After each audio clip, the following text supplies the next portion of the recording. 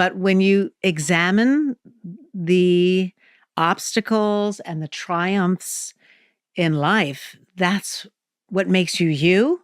Every hurdle that you had to jump over, every hoop that you had to soar through, every door that you had to open or bang and force open, all give you those notches in your belt to be the champion that you are. So that's my journey. I wouldn't change it because I wouldn't have my kids through that. I wouldn't have my career. When Vanessa Williams took the stage on September 17th, 1983, she made history. Crowned the first Black winner of the Miss America 1984 pageant, Williams seemed poised to break barriers and embody a new chapter of representation. Yet only 10 months later, the spotlight took a devastating turn. Nude photographs of Williams, taken earlier and published without her consent, emerged, sparkling a national scandal and compelling her to relinquish her crown in July 1984. For decades, Williams lived with the public scrutiny, judgment, and shame that followed the incident.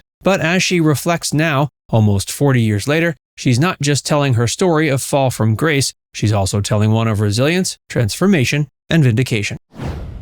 The historic win.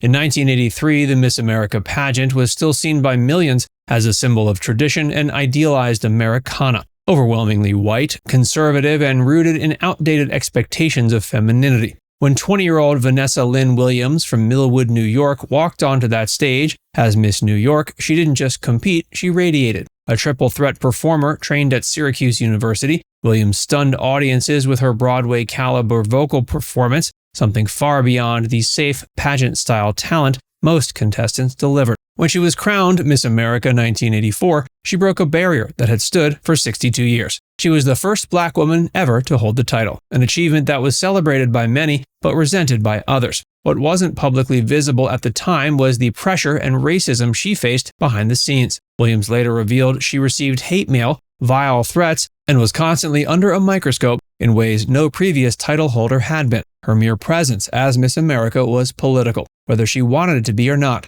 She wasn't just wearing a crown, she was carrying history. The photos, a private moment turned into a national scandal.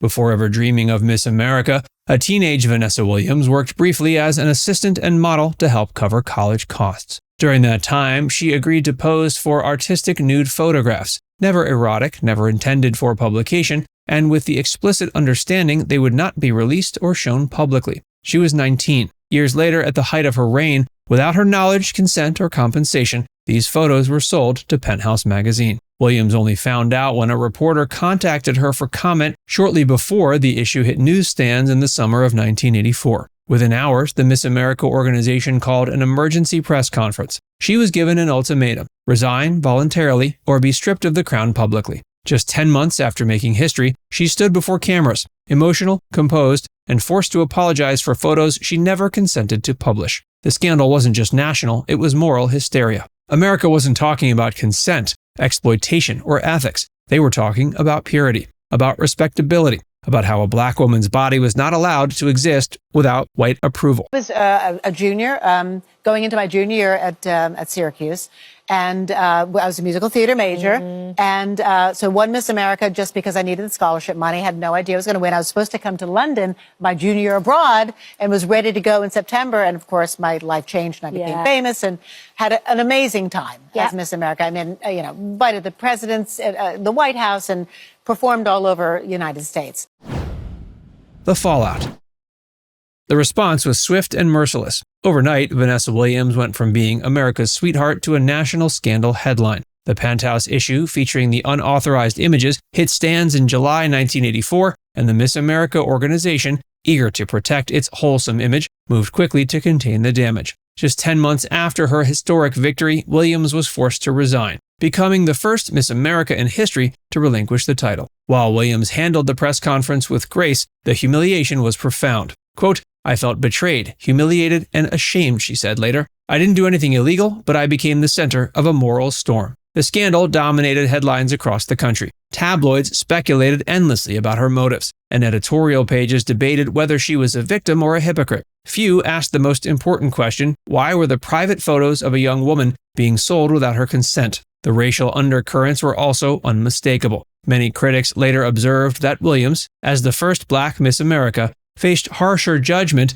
than any white predecessor might have. Her triumph had symbolized progress. Her fall became a spectacle that reinforced double standards about morality, race, and femininity. Even the organization's decision to publicly distance itself from her felt tinged with hypocrisy. The Miss America pageant had long profited from the ideal of beauty, yet it punished a woman whose private beauty was exploited without her approval. For Williams, the cost was immense, her reputation shattered, her career uncertain, and her dream reduced to scandalous headlines. Rebuilding from the ashes. But Vanessa Williams refused to let the scandal define her. In the aftermath of her resignation, she faced intense public scrutiny and professional rejection. Endorsement deals vanished overnight. Casting directors avoided her. She was, for a time, unemployable in the entertainment industry. But Williams turned to what she knew best, her talent. She returned to music, signing with Mercury Records, and began to rebuild her image from the ground up. In 1988, she released her debut album, The Right Stuff, which earned critical praise and 3 Grammy nominations. Her second album, The Comfort Zone, catapulted her to pop stardom in 1991 thanks to hits like Save the Best for Last. By the mid-90s, Williams had achieved what few thought possible, a full-fledged comeback. She conquered Broadway, Kiss of the Spider-Woman, Hollywood, Eraser, Soul Food, and television, Ugly Betty, Desperate Housewives. Her success was not just personal redemption, it was cultural vindication. Through it all, Williams remained remarkably candid about her past. She never denied the pain of the scandal, but spoke openly about the importance of owning her story. Quote, "I knew that I had to work twice as hard to prove that I was more than what they said I was," she told People magazine in 2024. And I did. Her journey from disgrace to acclaim became one of the most compelling comeback stories in American entertainment. A reminder that resilience can outlast even the most brutal public shaming. My parents were lovely enough to, try to back me. And I was like, you know what? I'm going to move on with my life. Forget this. And so I dropped the lawsuit and made my way through the business. The long-awaited apology. For decades, Vanessa Williams never received so much as a formal acknowledgement from the Miss America organization. That changed in 2015, more than 30 years after her resignation, when she was invited back as the head judge for the Miss America pageant. In an unexpected on-air moment during the live broadcast, pageant executive chairman Sam Haskell issued a public apology on behalf of the organization. On behalf of today's organization, I want to apologize to you for anything that was said or done that made you feel any less than the Miss America you are. The moment drew applause and headlines, but reactions were mixed. Many praised the long overdue gesture. Others called it strategic, even hollow. The organization never mentioned the fact that the core issue was consent, that Williams had been punished not for something she did, but for something done to her. She accepted the apology with poise, but would later reveal the moment was more complicated than it looked. She appreciated the recognition, but the emotional cost of what she endured wasn't something a single televised statement could erase. Reclaiming the narrative.